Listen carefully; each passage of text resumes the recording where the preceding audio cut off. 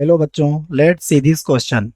P and Q are two variable points on the rectangular hyperbola xy equal to c square such that tangent at Q passes through of the foot of the ordinate of P so that the locus of intersection of tangent P and Q is hyperbola with the same asymptote as the given hyperbola.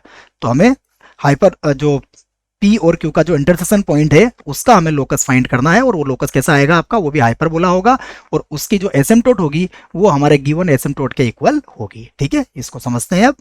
तो first हम लोग लिख लेते हैं इस question के लिए हमारे की concept.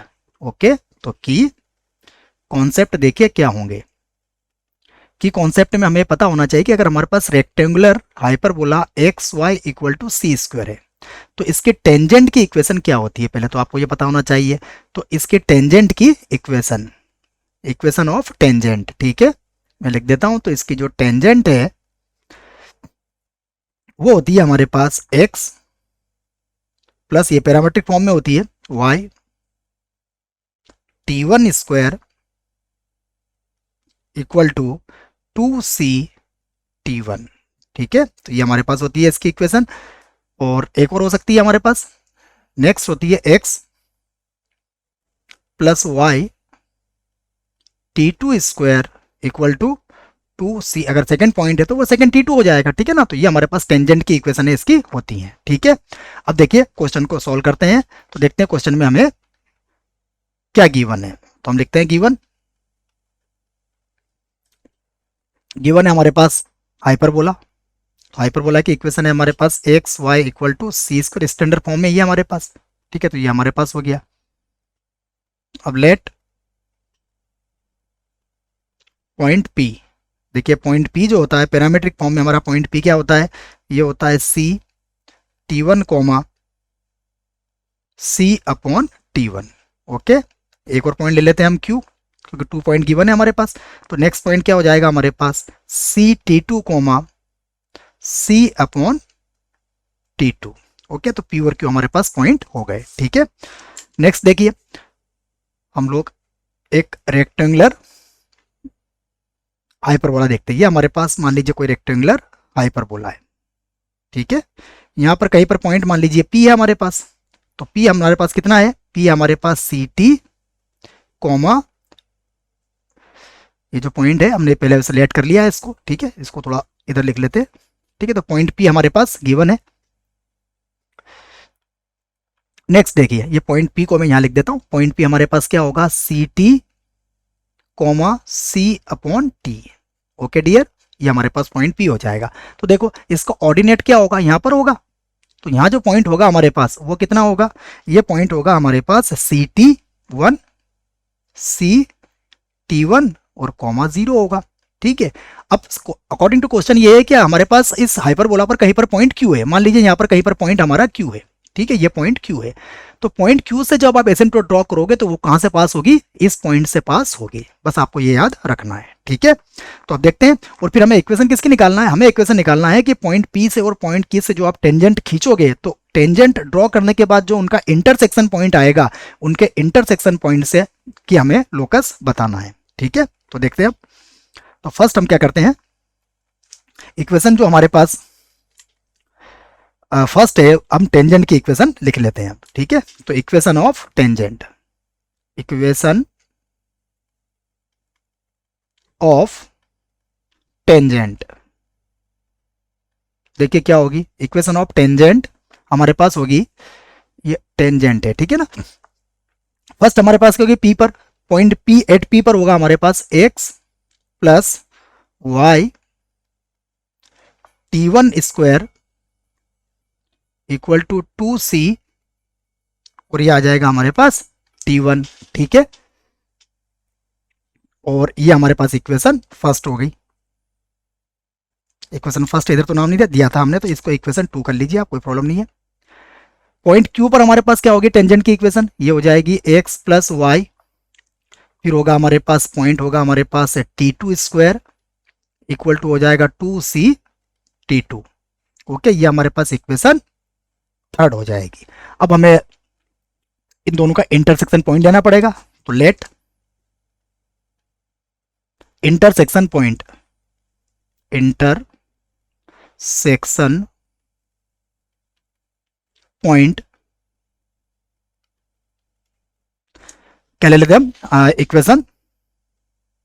Equation 2 and equation 3 b. तो इक्वेशन फर्स्ट और सेकंड का जो इंटरसेक्शन पॉइंट होगा उसको हम पी क्यू आर ले लेते हैं, ठीक है ना। और आर हमारे पास क्या हो जाएगा, ये हो जाएगा हमारे पास एच कोमा के। तो एच आर जो है एच कोमा के इक्वेशन 2 और 3 को भी सेटिस्फाई करेगा। तो इक्वेशन 2 और 3 को सेटिस्फाई करेगा तो हम इसको एक्स सेटिस्फाई करवा देते हैं। देखो तो हमारे पास क्या बन जाएगी अब इक्वेशन, अब हमारे पास इक्वेशन आ जाएगी एक्स की जगह पर आ जाएगा एच प्लस ये हो जाएगा के t one square equal to हो जाएगा 2c T1। इक्वेशन 4 कंसिडर कर लीजिए इसको। नेक्स्ट हो जाएगा हमारे पास h प्लस के T2 स्क्वायर इक्वल टू हो जाएगा 2c T2। ये हमारे पास इक्वेशन 5 आ जाएगी। अब हम इनको सॉल्व कर सकते हैं, तो solving equation 4 and equation 5 solve करेंगे तो आपके पास एच और के की वैल्यू आ जाएगी। देखिए तो यहां से हमारे पास एच की वैल्यू आएगी, सॉल्व कर सकते हैं आप इसको। ये होगा 2c1 T1 T2 अपॉन हो जाएगा हमारे पास T1 प्लस T2 ना, सॉल्व कर सकते हैं आप। और सिमिलरली के की वैल्यू हमारे पास आ जाएगी, के की वैल्यू होगी हमारे पास 2c upon T1 plus T2। ये हमारे पास के की वैल्यू आ जाएगी, ठीक है। अब देखिए अकॉर्डिंग टू क्वेश्चन ये कहा है कि हमारी जो इक्वेशन 3 है वो कहां से पास हो रही है, P के ऑर्डिनेट से पास हो रही है, ठीक है ना। तो हम इस बात को लिख सकते हैं, तो कहते हैं हम अगेन फुट ऑफ द,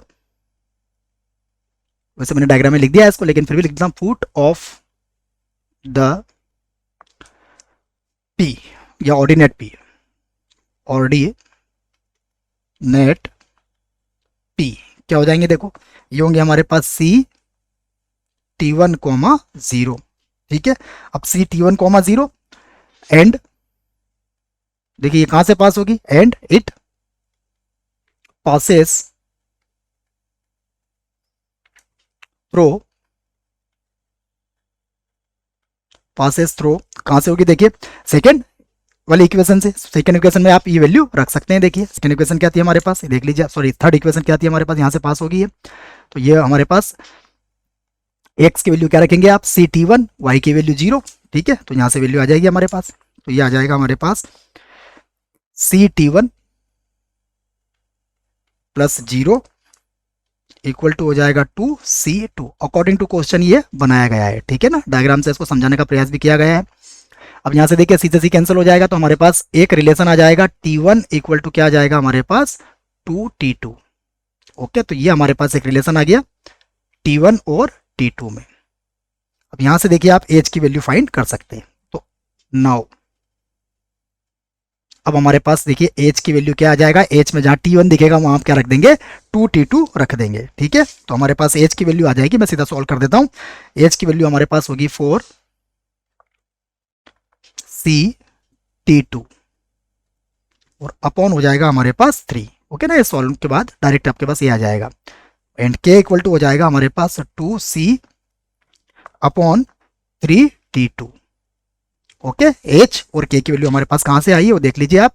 ये हमारे पास एच की वैल्यू थी और ये हमारे पास के की वैल्यू थी। यहाँ पर आपको जो T1 है उसको किससे रिप्लेस करना है, 2T2 से रिप्लेस करना है, ठीक है। तो ये आपके पास वैल्यू आ गई एच और के की। अब यहाँ से आपको क्या करना है, T2 क्या है हमारा पैरामीट्रिक पैरामीटर है, तो पैरामीटर है तो इसको आपको यहाँ से क्या करना पड़ेगा, इसको यहाँ से आपको हटाना पड़ेगा। तो यहाँ से आप वैल्यू रख सकते हैं। देखिए तो यहाँ से क्या कीजिए, आप दोनों को मल्टीप्लाई कर लीजिए, तो इससे क्या होगा, ये वैल्यू T2 से T2 कैंसिल हो जाएगा। तो मल्टीप्लाई कर लीजिए, तो ये हो जाएगा H इंटू के इक्वल टू हो जाएगा 4c T2 upon 3 multiply by 2c upon 3T2, ठीक है। तो अभी हमारे पास कैंसिल हो गया, तो ये हो गया हमारे पास एच के इक्वल टू, ये आ जाएगा हमारे पास 8/9 और ये बन जाएगा सी स्क्वायर।